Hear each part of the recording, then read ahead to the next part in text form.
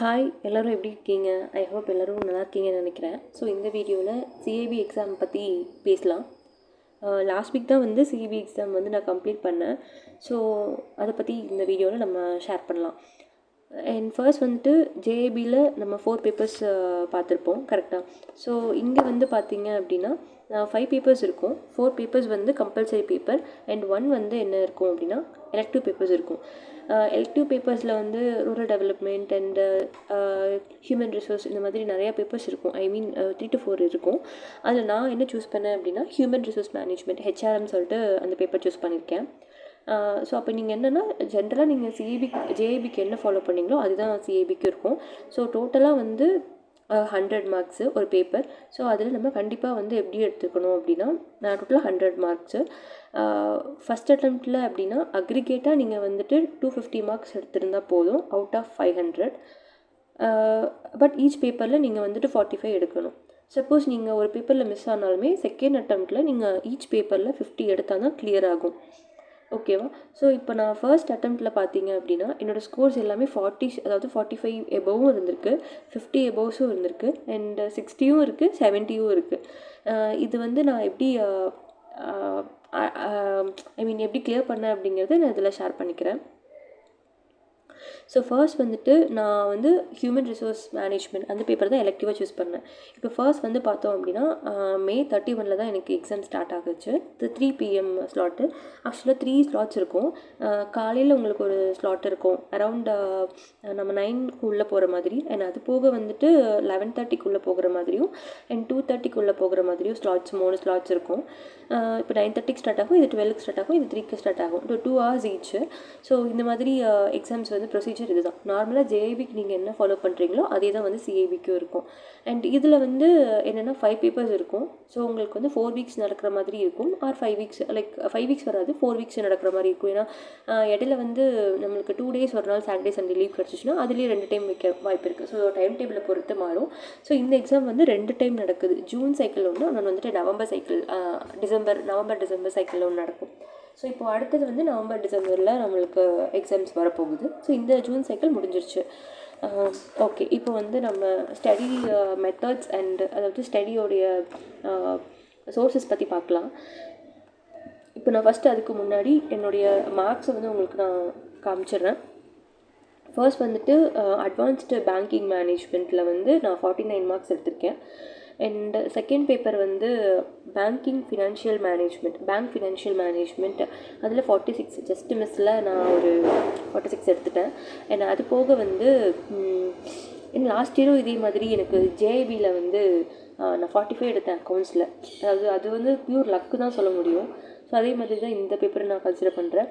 And அது போக வந்து அட்வான்ஸ்டு பிஸ்னஸ் அண்ட் ஃபினான்ஷியல் மேனேஜ்மெண்ட்டில் நான் நல்லாவே ஸ்கோர் பண்ணியிருக்கேன், 61. And banking regulations and business laws அதில் 56, ஓகே, ஓரளவுக்கு ஓகே தான், நல்ல ஸ்கோர் தான். ஹியூமன் ரிசோர்ஸ் மேனேஜ்மெண்ட் 73, இதுவும் நல்ல ஸ்கோர் தான். அண்ட் இதெல்லாம் எப்படி இந்த நம்ம வந்து 40ஸ்லேயும் வந்திருக்கோம், 50ஸ்லேயும் வந்திருக்கு. அது எப்படி அதிகமாச்சு அப்படின்னா நான் ஃபர்ஸ்ட் வந்துட்டு இந்த 2 பேப்பருக்கு இப்போ தான் நான் சோர்ஸஸ் சொல்ல போகிறேன்.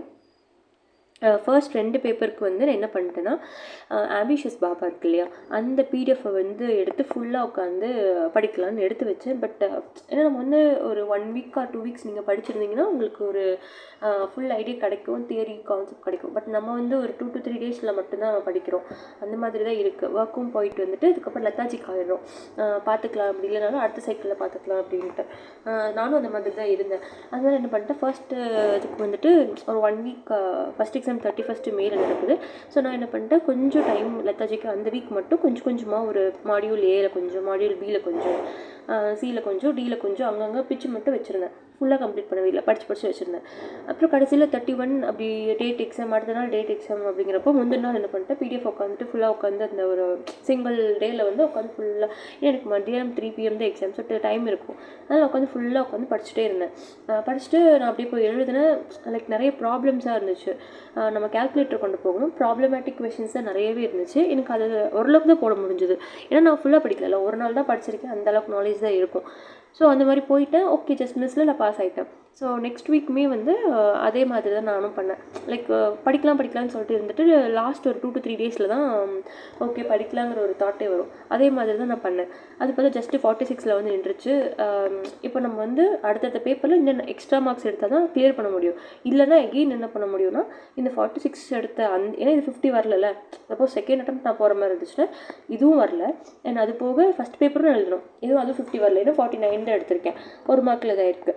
அப்போது நான் என்ன நினச்சேன், சரி ஓகே நம்ம கொஞ்சம் சீரியஸாக எடுத்து படித்தோம்னா கண்டிப்பாக கிளியர் ஆயிரும் அப்படின்னு சொல்லிட்டு தான் நான் அடுத்த செகண்ட் பேப்பர் முடிச்சக்கப்புறம் தான் கொஞ்சமே சீரியஸே ஆனேன். ஸோ அப்போ என்ன பண்ணேன்னா நிறைய சோர்ஸஸ் தேடிட்டு இருக்கிறப்போ நார்மலாக எப்போவுமே வந்து ஜேஐபிக்கு வந்து நான் ஆம்பிஷியஸ் பாபா தான் படித்தேன். அண்ட் நிறைய யூடியூப் வீடியோஸ் வந்து நல்லா சால்வ் பண்ணி பார்த்துட்டு இருந்தேன். அண்ட் கொஷின்ஸ் நிறையா நல்லா பார்த்துட்டு இருந்தேன். பட் இந்த டைம் என்ன பண்ணால் அதே மாதிரி ஃபாலோ பண்ணுறதுக்கு எனக்கு டைம் இல்லை. ஏன்னா எலெக்டிவ் பேப்பர்ஸு அது போக அடுத்த வீக் அப்படிங்கிறப்போ 2 எக்ஸாம்ஸ் வந்துச்சு. 13, 14 ஒரு அடுத்தடுத்த நாள்லேயே வருது. ஸோ எந்த பேப்பரை படிக்கிறதுன்னு தெரியல 1 வீக்குள்ளே.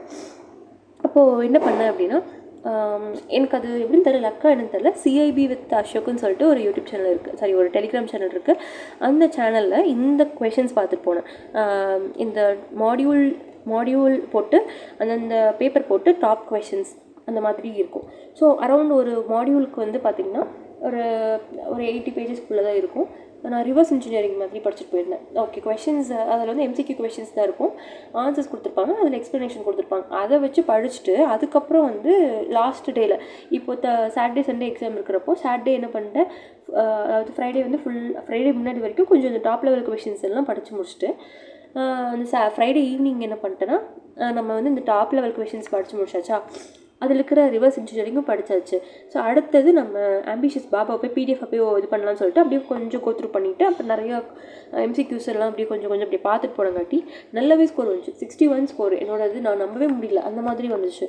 அதே ஓகே இதுவே ஃபாலோ பண்ணலான்ட்டு அடுத்தடுத்த பேப்பருக்கு அதே மாதிரி ஃபாலோ பண்ணேன். டாப் லெவல் கொஷின்ஸ் உண்மையாலுமே வந்து இந்த கொஷின்ஸில் மாடியூல் இப்போ நீங்கள் ஒரு PDFக்கு வந்து ஒரு மாடியூலுக்கு அரௌண்ட் ஒரு 80 to 90 பேஜஸ் இருக்கும். ஒரு சிலதுக்கு மட்டும் ஒரு 100 பேஜஸ் இருக்கும். ஸோ அதை மட்டுமே நல்லா தரவாக படிச்சுட்டேன். தரவாக படிக்கிறப்ப என்ன ஆயிடுச்சுன்னா அதுலேருந்து நம்ம ரிவர்ஸ் இன்ஜினியரிங்கும் படிச்சிருப்போம். எக்ஸ்ப்ளனேஷனில் இப்போ ஒரு டைப்பை பற்றி ஒரு கொஷின் கேட்குறாங்கன்னா அந்த டைப்பை ஃபுல்லாக எக்ஸ்பிளைன் பண்ணியிருப்பாங்க. எக்ஸ்ப்ளனேஷனில் அதையும் ஃபுல்லாக படிச்சுட்டேன். படிக்கிறப்போ அந்த நீங்கள் PDF எடுத்து பார்க்குறப்போ என்ன ஆகுதுன்னா நல்லா உங்களுக்கு ஓகே இதுதான் கான்செப்ட் அப்படிங்கிறது இன்னும் நல்லா தெளிவாகிடுது.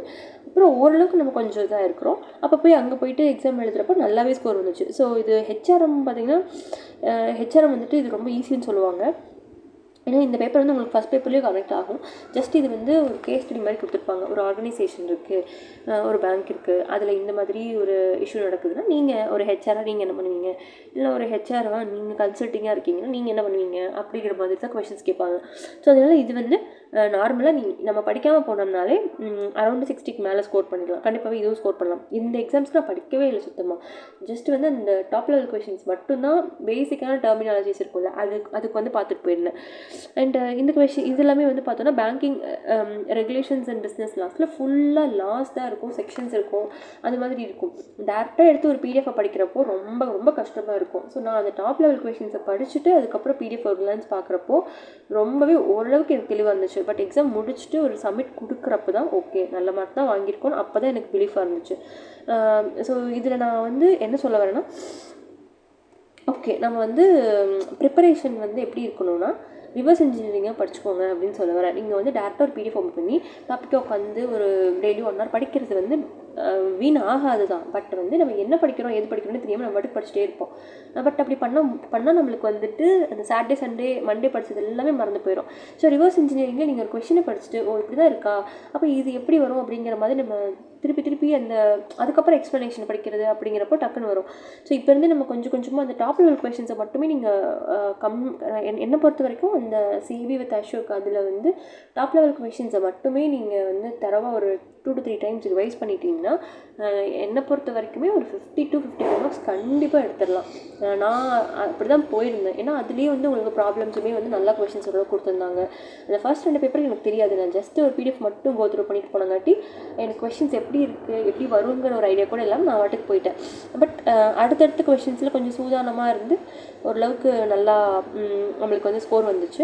ஸோ இப்போ வந்து நான் எல்லாத்துலேயுமே நல்ல மார்க் வச்சுருக்கேன். எபோவ் அரௌண்ட் 35 மேலேயே நான் வந்து 250 மேலேயே நான் மார்க் வச்சுருக்கங்காட்டி கண்டிப்பாக எனக்கு இது கிளியர் ஆகிடுச்சு. ஸோ இது நம்ம இது நீங்களும் பண்ணி பாருங்கள். And all the best. Thank you guys. வேறு ஏதாச்சும் சேவி பற்றி ஏதாச்சும் டவுட் இருந்துச்சுன்னா எனக்கு கீழே கமெண்ட் செக்ஷனில் லீவ் பண்ணுங்கள். வேறு ஏதாச்சும் உங்களுக்கு வீடியோ போடணும் அந்த மாதிரி சஜஷன் இருந்தாலுமே நீங்கள் கமெண்ட் செக்ஷனில் லீவ் பண்ணலாம். And thank you guys. All the best.